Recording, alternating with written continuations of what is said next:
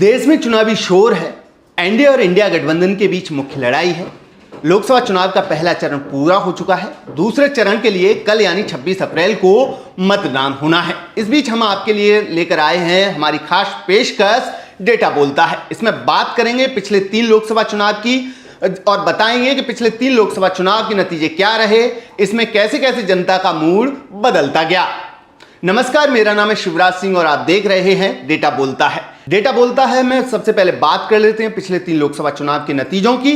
तो शुरुआत करते हैं 2009 से। तो 2009 की बात करें तो 2009 में कांग्रेस को 206 सीटें मिली थी और वो सबसे बड़ी पार्टी बनकर उभरी थी। वहीं बीजेपी 116 सीटें जीतकर दूसरी सबसे बड़ी पार्टी रही थी। हालांकि 2009 में कांग्रेस सरकार बनाने में सफल रही थी, लेकिन 2014 आते आते एकदम वोटर का मूड बदल गया और 2014 में बीजेपी ने प्रचंड जीत हासिल की और पूर्ण बहुमत की सरकार बनाई। 2014 की बात करें तो 2014 में बीजेपी 282 सीटें जीतने में कामयाब रही थी। एक लंबे वक्त के बाद बीजेपी एक ऐसी पार्टी रही जो पूर्ण बहुमत की सरकार बनाने में सफल रही।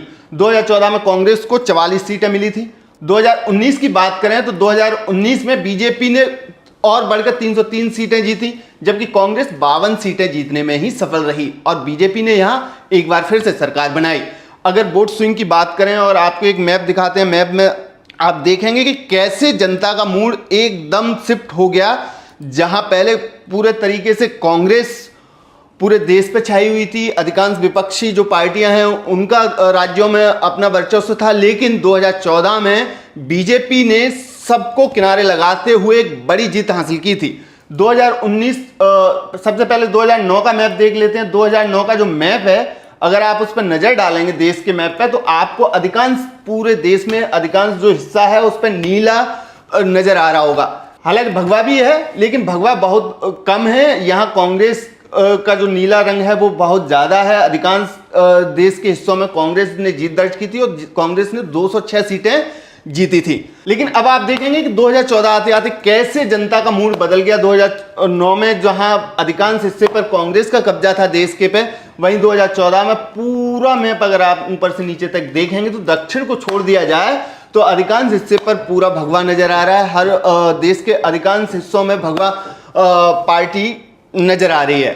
2014 में गुजरात हो गया, राजस्थान हो गया, ये ऐसे राज्य रहे जहां बीजेपी ने क्लीन स्वीप किया था, यानी कि सारी की सारी सीटें जीतने में सफल रही थी। इसी तरह अगर 2019 के मैप पर नजर डालें तो 2019 में भी बीजेपी ने 303 सीटें जीती और 300 आप देख सकते हैं कि जो मैप है इंडिया का उस पर पूरा भगवा नजर आ रहा है और यहां पर भी बीजेपी ही अधिकांश क्षेत्रों में बड़ी जीत दर्ज करने में कामयाब रही थी। गुजरात हो गया, राजस्थान हो गया, इन दोनों राज्यों में बीजेपी ने फिर से क्लीन स्वीप किया था। अब सीट शेयर की बात कर लेते हैं। तो सीट शेयर की बात करें तो कांग्रेस पार्टी को 2009 में 206 सीटें मिली, जबकि कांग्रेस 206 से गिरकर 2014 में 44 पर आ गई। हालांकि 2019 में थोड़ी सी बढ़त हासिल की थी, लेकिन फिर भी वो 52 सीटों पर ही लटक गई। वहीं बीजेपी की बात करें तो जो बीजेपी 116 सीट पर थी 2009 में, वो 2014 में 282 और 2019 में 303 सीटें जीतने में कामयाब रही थी। अब बात कर लेते हैं वोट शेयर की। तो वोट शेयर की बात करें तो 2009 में उत्तर प्रदेश में समाजवादी पार्टी को 23% वोट मिले थे। वहीं 2014 में गिरकर सपा 22% वोट शेयर पर आ गई। वहीं कांग्रेस की बात करें तो 2009 में उत्तर प्रदेश में कांग्रेस को 18% वोट मिले, जबकि 2014 में वो सिर्फ 8% वोट हासिल करने में ही सफल रही। इसी तरह बीएसपी की बात करें तो बीएसपी ने 2009 में 27% वोट हासिल किए थे, जबकि 2014 में उसका वोट शेयर गिरकर 20% पर आ गया। वहीं बीजेपी की बात करें तो बीजेपी जहां 2009 में 18% वोट शेयर हासिल करने में सफल रही थी, उसने 2014 में 42% वोट शेयर हासिल किया था। 2014 के बाद 2019 का अगर आप ग्राफ देखेंगे तो 2019 में भी लगभग सपा का वोट शेयर घटा है, कांग्रेस का भी वोट शेयर 8 से 6 पे आ गया है, बीएसपी का भी 19 पर आ गया है, लेकिन बीजेपी ने 42 से बढ़कर 50% वोट शेयर हासिल किया है।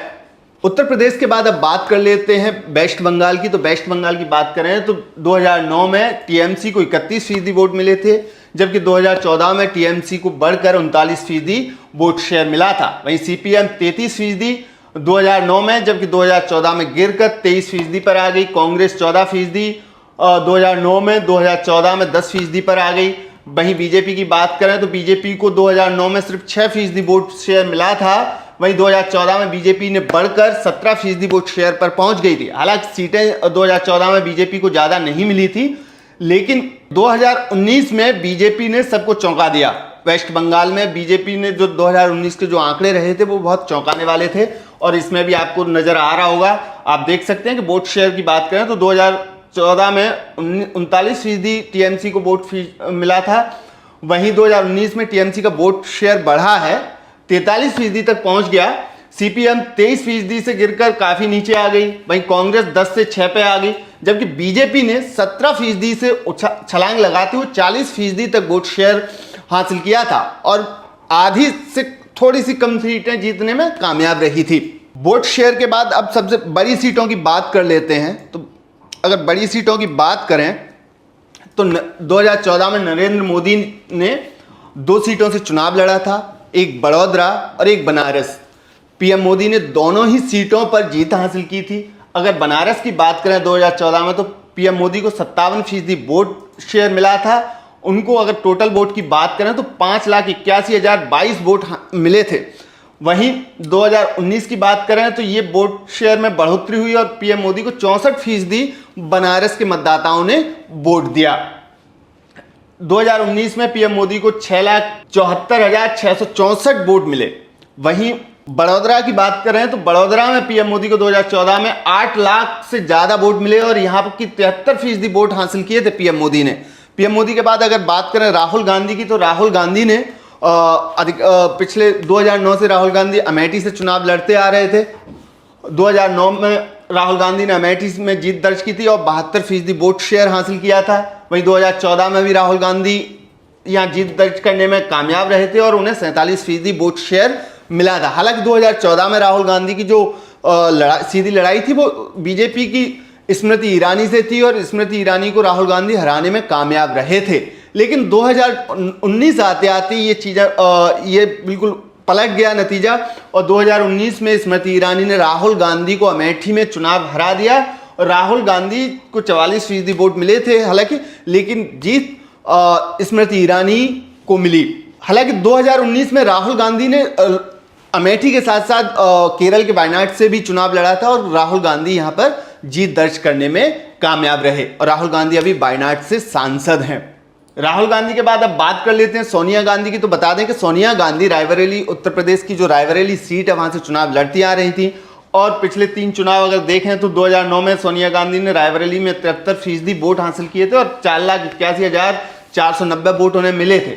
वहीं 2014 में भी 5,26,434 वोट सोनिया गांधी को रायबरेली में मिले थे, जबकि 2019 की बात करें तो यहाँ पे भी उनको 5,34,918 वोट मिले। अगर वोट शेयर की बात करें तो हालांकि वोट शेयर में पिछले 3 चुनावों में रायबरेली में सोनिया गांधी के वोट शेयर में गिरावट आई है। तो ये थे पिछले 3 चुनाव का डेटा एनालिसिस जो हमने आपको बताया और बताया कि कैसे कैसे जनता का मूड बदलता गया और कैसे और जो ब्लू रंग था, जो कांग्रेस का जो रंग था वो देश पे छाया हुआ था, वो अचानक पीएम मोदी के आने के बाद, जो पीएम मोदी की 2014 में आंधी आई उसके बाद एकदम शिफ्ट हो गया और पूरे देश पर भगवा रंग चढ़ गया। इस वीडियो में फिलहाल इतना ही। नमस्कार। अगर ये वीडियो आपको पसंद आया है तो इसे लाइक ज़रूर करें। अगर चैनल अभी तक सब्सक्राइब नहीं किया है तो कर लें और नोटिफिकेशन पाने के लिए बेल आइकन भी दबा दें।